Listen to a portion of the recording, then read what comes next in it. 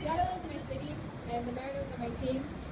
I've loved them since childhood, when some of the first words I spoke were actually in response to a Mariners home run.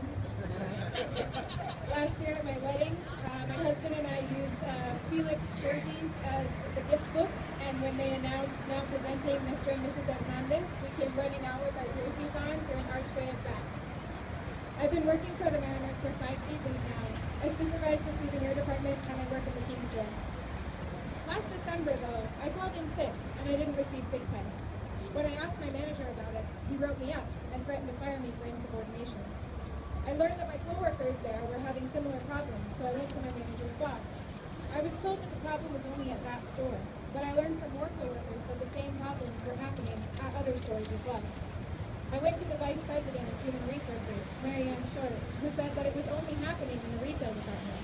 However, I soon discovered that people in other departments around the ballpark were having the same problems and had been for years.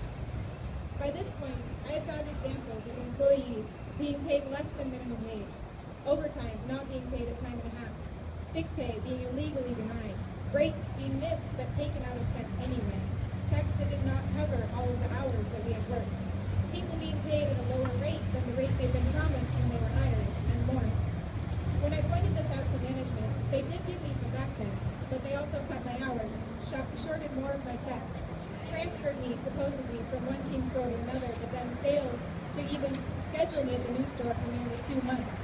And they told me I would face repercussions if I continued talking to my coworkers about human resources issues. I filed a complaint with Washington State L&I, but they said that if I'd already managed to fight for my own back pay, I had no right to file a complaint. They said it was as if a violation had never even occurred. I explained that my coworkers were suffering wage theft too, but L&I said they could not investigate the company as a whole, and each employee would have to file their own individual complaint.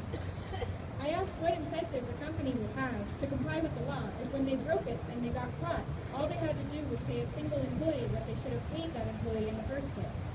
I was simply told that L&I could not help me. In fact, in these words, they told me, "It sounds like this company is not a very good fit for you.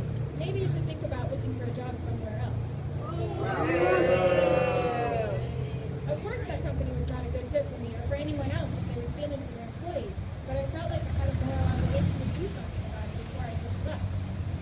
I also filed a complaint with the Seattle Office for Civil Rights about the sick pay violation. As thankful as I am for all the work that they've done in investigating my case, which is still pending, I was frustrated to find out that they also could only investigate what had happened specifically to me, not the company overall. Most of my coworkers are either young students or elderly folks, and although the Mariners seem to have stepped up their compliance since they're currently under investigation, I'm afraid that as soon as the spotlight fades, they will go back to shorting the checks of those grandparents that show you the receipts every time you come to a game. I'm also afraid that when that spotlight fades, I will no longer be employed by the Mariners. I learned in the spring that I had never received an actual job description for my supervisor position. When I requested one, they told me one did not exist, but that they would write one for me. So they did, but at the top it said that my position terminates at the end of the season. When they transferred me also out of my year-round sales associate job in one team store in late February, the schedule they kindly handed me for the other store went from April to September, as if I'd been demoted from year-round to seasonal status.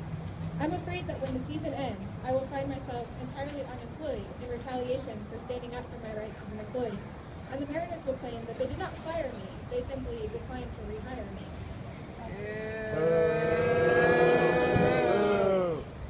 I would love to see the Mariners take that wild card spot and ride it all the way to the World Series this year. But success as an organization means more than that. Success does not just mean big profits for the executives at the top and a few more wins on the field. Success means a ball club that makes those profits and gets those wins. But it also makes sure that the 1,000 of us low-income workers who actually make the day-to-day impressions on the fans get respected, treated fairly, and paid what we're owed. I want to build a career with the Mariners, and I want to see them win. But I also want to make sure that the team that I've loved for so long is doing its business ethically and legally.